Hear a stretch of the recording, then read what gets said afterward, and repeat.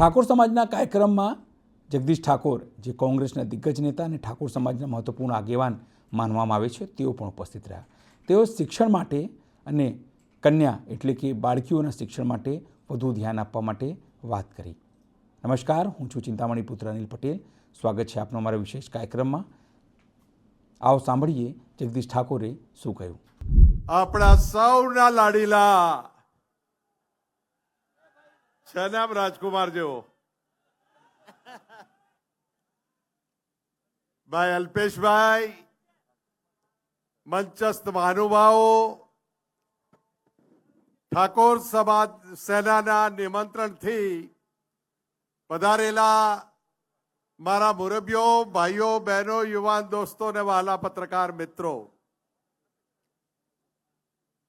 અલ્પેશભાઈ સરસ્વતી વંદના અને મા સરસ્વતીની આરાધના કરવા માટે આપે સમગ્ર ગુજરાતને નોતરું આપ્યું છે. આ મારા સમાજના મોભીઓ બેઠા છે. મને ખબર નથી આપણે બધા 84 ના ખાતાવાળા છીએ કેશાજી. આ 84 ના ખાતામાં માં સરસ્વતી ને લક્ષ્મી આવતા નથી, અને આજે માં સરસ્વતીનો ફોટો શિક્ષણનો યજ્ઞ અડધી રાતે આઝાદી મળી અને અડધી રાતે ઠાકોર સેનાએ માં સરસ્વતીની આરાધના કરી અને હમણે સુરતના પહેલા કિરણે આપણે સરસ્વતી ધામનું ભૂમિપૂજન કરીશું. સમાજને મારે વિનંતી છે, અલ્પેશભાઈ એમનું કામ પૂરું કરશે. આપણી જવાબદારી શું છે? આપણે આપણી ગામની પ્રાથમિક શાળામાં આપણા બાળકોને ભણાવીએ છીએ ખરા? આપણે 12મા ધોરણ સુધી કેટલા બાળકોને ભણાવીએ છીએ? ગામમાં 8મા ધોરણની શાળા હોય અને પૂરું થયા પછી બીજા ગામે 9, 10 અને 11, 12 હોય તો એમાં કેટલા દીકરા દીકરીઓને ભણાવીએ છીએ? જયસિંહભાઈ, હું કદાચ ખોટો ન પડતો હોઉં તો દિલીપસિંહભાઈ, 115 બાળકો આપણા કોલેજમાં ભણવા જાય છે. હવે આ શિક્ષણ ધામો બની રહ્યા છે. તમને લગ્નમાં ખર્ચા બંધ કરવાનું કહ્યું, તમને લગ્નમાં 12મામાં ખર્ચા બંધ કરવાનું કહ્યું, બંધારણ બન્યું. આ ખર્ચા કાપીને જે રૂપિયા તમારી પાસે વધે છે એ તમારે શિક્ષણમાં વાપરવાના છે. અને જો શિક્ષણમાં રૂપિયો વાપરીશું તો જે દસકો કયો 36, એ વખતે આ પહેલી રોમાં કલેક્ટર, એસપી, પીઆઈ અને મામલતદાર કે ડેપ્યુટી કલેક્ટર બેઠા હશે. એટલે જવાબદારી બને છે આપણી. મને કેટલાય મિત્રો કહે છે કે જગદીશભાઈ, અમારે વિવાહમાં રૂપિયા ઓછા વપરાય અને દીકરા દીકરીને ભણાવવામાં રૂપિયા વધારે વપરાય. ગામની પ્રાથમિક શાળામાં કોના દીકરા દીકરી ભણે છે? જે સમાજોએ પોતાની સંસ્થાઓ બનાવી એ પોતાના બાળકોની ચિંતા કરે, અને જે ગ્રામ્ય વિસ્તારની સરકારી શાળાઓ છે એમાં 90% આપણા બાળકો ભણે છે. તો એની ચિંતા, એ શાળાઓ સાચવવાની પણ ચિંતા આપણે કરવી પડશે. એ શાળાઓને સમૃદ્ધ કરવાની ચિંતાઓ પણ આપણે કરવી પડશે. હમણાં લાઇબ્રેરીઓ ખૂબ બની, દીકરા દીકરીઓ સરકારી નોકરીઓમાં પણ લાગે, આર્મીમાં પણ લાગે, પણ 12 મહિને કદાચ લાખ નોકરીઓ પડે તો 3-4 હજાર આપણા બાળકો નોકરીઓ લાગતા હશે. બાકીના શું કરશે? તો સમૃદ્ધ ખેતી તરફ કામ કરો, પશુપાલન તરફ કામ કરો, અને લાઇબ્રેરીઓને જે આપણી સંસ્થાઓ છે એમાં રોજગાર લક્ષી કામ થાય એવી પણ કંઈક ને કંઈક આપણે વ્યવસ્થા કરવી પડશે. 2 જિલ્લાનું બંધારણ બન્યું છે. આખું ઉત્તર ગુજરાત ને મધ્ય ગુજરાત અહીં બેઠું છે. જિલ્લાના મોભીઓને વિનંતી કે તમે તમારા જિલ્લાનું સામાજિક જે બંધારણ બનાવવું છે બંધારણ તરફ આગળ વધો. બનાસકાંઠાને પાટણથી આપણે બંધ નથી કરવાનું. સમગ્ર ગુજરાતને આપણે બંધારણ બનાવી અને સૂત્ર આપ્યું છે એક સમાજ એક રિવાજ એક સમાજ એક બંધારણનો નારો આપ્યો છે. વિક્રમભાઈ અને કલાકારો બેઠા છે. વિનંતી કરું છું, અહીંયા 7 હિન્દુસ્તાની બધા કોક આવ્યા તો બધા ગયા. તમે જુઓ તો ખરા, અત્યારે સોશિયલ મીડિયા ઠાકોરોના બાપનું થઈ ગયું છે. અને જે આઈટમો આવે છે, ઓહો, પેલું આ ચલાવે છે કોણ?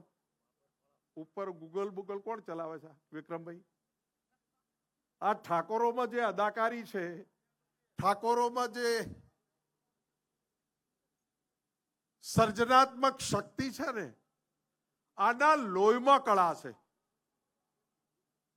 પહેલાના જમાનામાં ધોતિયાનો છેડો આમ કરીને ખોહે ને તો જેને ખબર પડે, અમને જ ખબર પડે કે આ ધોતિયાનો છેડો ચમનો ખોહ્યો. હોશિયાર આના જેટલી કોઈ કોમ હોશિયાર નહીં હોય. વિક્રમભાઈ, વિનંતી કરું છું,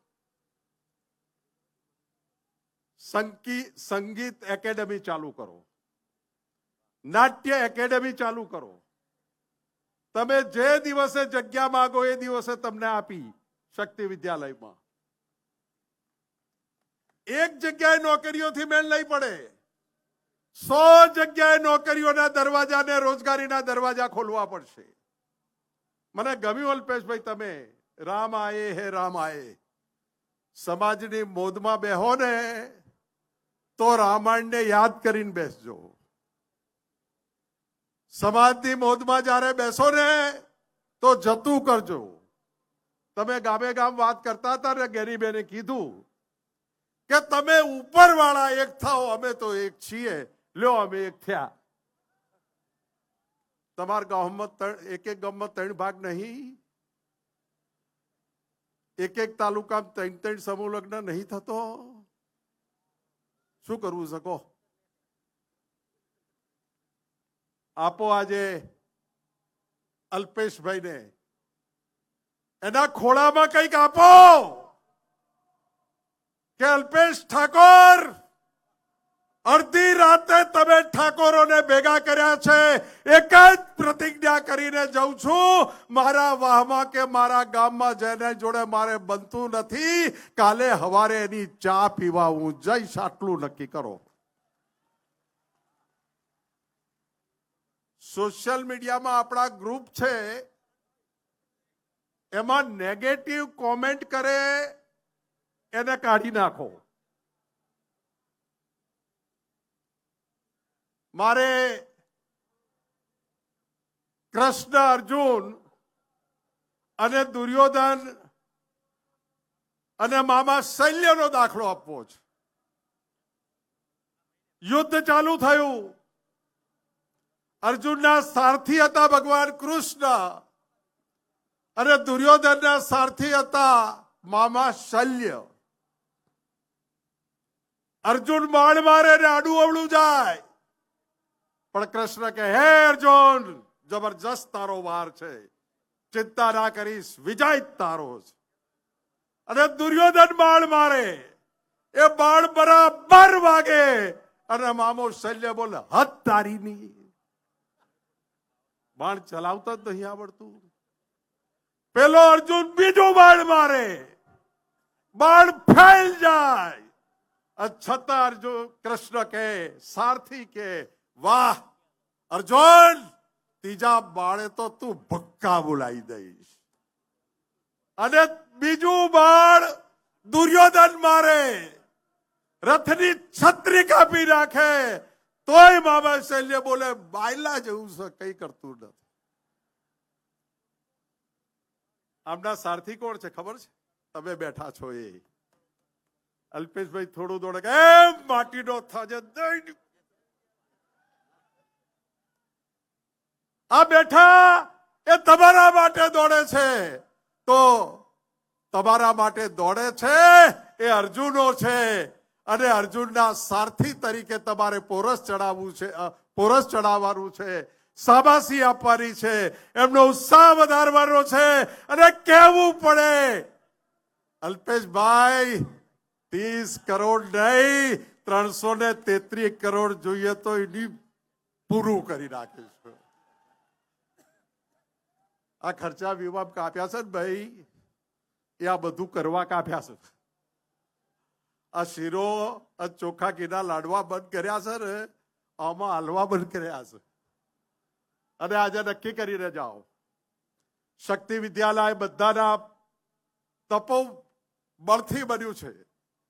અહીંયા જયસિંહભાઈને સંસ્થા ચલાવે છે. આપો બાળકો તમારા, મા બાપ વગરના જેટલા દીકરા કે દીકરીઓ હોય, માત્ર ઠાકોર સમાજ નહીં સાહેબ, આ ઠાકોર જ એક એવો સમાજ છે કે બધા સમાજોનું વિચારે છે. ઠાકોર સમાજ નહીં, આખા ગુજરાતમાં મા બાપ વિહોણાર જેટલા બાળકો હોય, પહેલાથી 12મા ધોરણ સુધી આપો, એની તાકાત હોય ત્યાં સુધી ભણાવવાની તૈયારી ઠાકોરોએ લીધી છે. આ જાહેરાત કરીએ છીએ આપો શક્તિ વિદ્યાલયમાં.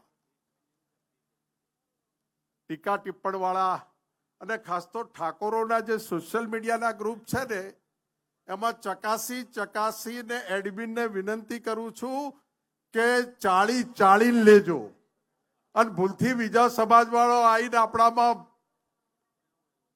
ભડકો ના કરાવે એવા સોશિયલ મીડિયાના ગ્રુપોમાં માણસો ના હોય એની ચિંતા કરજો. ખૂબ કામ કરે આગેવાનો. અને એક જણો પોસ્ટ મૂકે શું કર્યું, લે આ 3 વાગે જોવા ખબર પડે. અને એટલા જ માટે સ્પોર્ટ એકેડેમી બને અલ્પેશભાઈ ઠાકોરોની, સંગીત એકેડેમી બને ઠાકોરોની, નાટ્ય એકેડેમી બને, અને જુદા જુદા વિસ્તારોમાં જે કઈ લોકોએ અમે નક્કી કર્યું છે કે અમારી રાજનીતિ અમારી જગ્યાએ છે. અમારે અમૃત એક ધારાસભ્ય બની ગયો એટલે જગદીશ ઠાકોરે નિર્ણય લીધો કે હવે જગદીશ ઠાકોર કોઈ પણ ચૂંટણી નહીં લડે. સમાજે આપ્યું છે તો સમાજને જેટલું વળતર આપીએ, જેટલું જીવીએ એટલું સમાજને વળતર આપવામાં ક્યાંય પાછીપાની નહીં કરીએ. અને આ બધા બેઠા છે ને, કોઈ ટીકામ ના પડતા, ખરા દિલથી બેઠા છે. એકબીજાને જ્યારે મળીએ ત્યારે જે ભાવ છે ને, એકબીજા માટેનો જે આદર છે, ખાલી અલ્પેશભાઈએ જાહેરાત તો ઘણા ટાઈમ પહેલા કરી હતી કે 26મી તારીખે ભેગા થઈશું રાતે 3 વાગે. અને અલ્પેશભાઈ કેવડાવે કે બધાએ આવવાનું છે. એક માણસ બાકી નથી રહ્યો, એક માણસ આવવામાં બાકી નથી રહ્યો. કદાચ અમારાથી આમંત્રણ આલવામાં અને ફોન કરવામાં બાકી રહી ગયું હશે, પણ અલ્પેશભાઈની ટીમને, અલ્પેશભાઈ આ માડું અવડું સહેજે ના વિચારતા નહીં, પણ બધું આપણે ઠઠ છે. તમે જ્યારે અકલ કરો, માત્ર ઠાકોર સેના નહીં, આખા ગુજરાતના ઠાકોરો તમારી તપ અને તપસ્યાની સાથે છે, એનો કોલ પણ અમે આગેવાનો વતીથી આપીએ છીએ. મીડિયાના મિત્રોને વિનંતી કરું છું કે સાહેબ 2-3 પ્રસંગો તમે અમારા ઉજાળ્યા છે. તમે ડિબેટો કરીને અમને મોટા કર્યા છે. તમે ડિબેટો કરીને અમે જે સરસ મજાનો રસ્તો ને મંજિલ પકડી છે, એ મંજિલ તરફ લઈ જવામાં તમામ મીડિયાના મિત્રોએ અમને ખૂબ મદદ કરી છે. અમે કાચવાની ચાલે ચાલવા વાળા નથી. અમારે ટેકો લેતા વાર લાગે, પણ જો 100, 200, 500, 1000 ડગલા ચાલી ગયા તો ચિત્તા કરતા પણ તેજ ચાલવા વાળા ઠાકોરો છે. અને એ ચાલ ઉપર આપણે આગળ વધવું છે. માં સરસ્વતીની આરાધના જ્યાં સુધી અહીંયા ભૂમિપૂજન લાઈવ પૂરું ન થાય ત્યાં સુધી, અને અલ્પેશભાઈ રજા ન આપે ત્યાં સુધી આપણે બધા જ બેસી રહીશું. અને ખૂબ આભાર માનું છું અલ્પેશભાઈ વતીથી તમને તમારા બધાને ખૂબ ખૂબ ધન્યવાદ આપું છું. જય હિન્દ, જય ભારત. જગદીશ ઠાકોરની વાતથી આપ કેટલા સંમત છો જરૂરથી કોમેન્ટ બોક્સમાં કોમેન્ટ કરજો. એ સિવાય અમારી વેબસાઇટ છે www.gujaratplus.in, ત્યાં પણ જેની તમે વધુ અપડેટ થઈ શકો છો. અત્યાર માટે બસ આટલું જ. નમસ્કાર. तीसरा इसी में काट लेना आप.